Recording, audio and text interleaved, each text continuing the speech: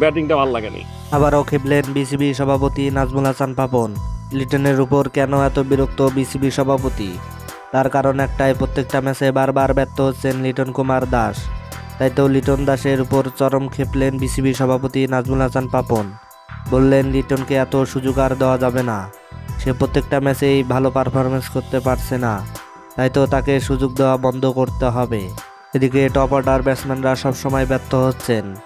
একদিকে middle order ছাড়া আর কোনো ব্যাটাররা ভালো করতে পারছেন না। মিডল অর্ডারে হৃদয় ছাড়া আর কেউ ভালো ব্যাটিং করতে পারছেন না, এটা বাংলাদেশকে ভোগাচ্ছে। সামনে বিশ্বকাপ, তাই তো এমন ব্যাটিং মেনে নিতে পারছেন না কেউ।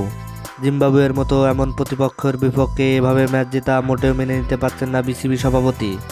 বললেন আমাদের টপ অর্ডার ব্যাটসম্যানরা কেন এত খারাপ করছে তার কারণ আমি জানি না, তাই তো লিটন কুমার দাসের বিশ্বকাপ অনিশ্চিত হতে চলেছে। দর্শক, আপনি কি মনে করেন বাংলাদেশ দল বিশ্বকাপে ভালো পারফরমেন্স করতে পারবে? তাহলে অবশ্যই আপনার মূল্যবান মতামত কমেন্ট বক্সে জানিয়ে দিবেন। ধন্যবাদ। আল্লাহ হাফেজ।